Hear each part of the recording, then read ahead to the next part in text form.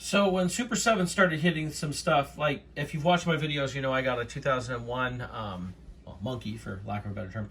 And one of the other things, I would love to have done more of their Super 7 Ultimates, but they're expensive. And I ordered this one like a long time ago, and it's finally here. It is the G.I. Joe Cobra Commander. I've loved G.I. Joe since I was a little kid. Now, I collect the G.I. Joe Classified. I guess I'm still kind of a completist. But I would have loved to have gotten more of these, but the price that they're at, there was just no way. But I do love Cobra Commander. I've always thought he was really cool. The only other one I really considered was the Bat. I've always loved the Bats. But this is a nice package. So these run... my background falls here. These run over twice the cost of a Classified. I can't remember the exact price because I paid for it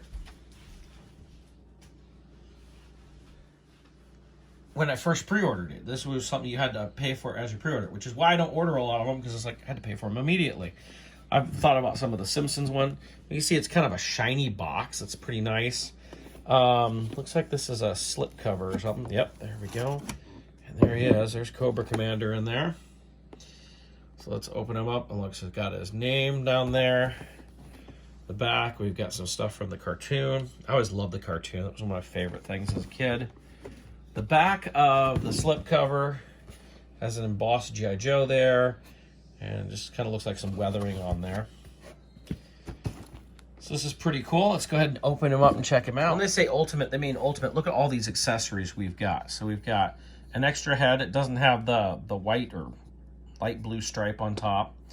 We've got a couple different remotes here, very cartoon oriented here, even with the Cobra logo on it. Here's a little control stick. Look at that all the nice little details on it. It's pretty cool. All these different hands that you can use. I thought we had two right fists, but one of these is, that one has a hole in it, so you can put a staff through it. We have some Cobra branded binoculars. I wish I could remember what this is. I have not watched the G.I. Joe cartoon in years, but I mean, this looks so G.I. Joe cartoon. We have a Cobra branded pistol here. This kind of reminds me, not quite, but the one that would go into his back on the old figure. A very cartoon looking weapon here. The snake around the world. We have his staff here, Cobra staff, and a big rifle. And of course, Cobra Commander himself, who comes with a cape that it just kind of sits on there. It doesn't attach. Hoping there's magnets or something in there, but it does have a wire in the bottom of the cape, actually on the sides too. Just something I know we've been asking for years from all sorts of Hasbro stuff, so it's really cool to see that. So first, you can see it's a little taller than the Classified version. Now I have the Classified version with cape, but decided not to pull him. I just wanted to grab the regular version. But I mean, this is a new take on Cobra Commander. I think it's based on a couple other different things, whereas this is strictly from the cartoon. It's very much the outfit right out of the cartoon and everything. He is pretty darn cool though. So lighten him up here a little bit. It's a little dark in my corner here. You can see he's got articulation here at the shoulder.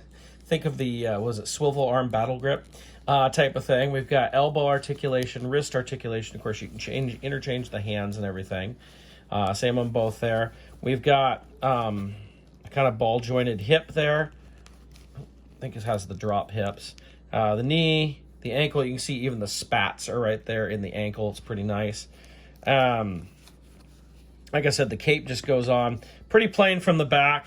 Not a whole lot of detail to put in there, but I mean, this is based on the cartoon. He was, a few details in there, but like, look at the belt, everything that went in on the belt and everything that's sculpted on there. It's pretty nice. These little belts going around his leg for no reason. Very 80s. Pretty darn cool looking figure. I do like him. I'd love to get more, but if they weren't so expensive.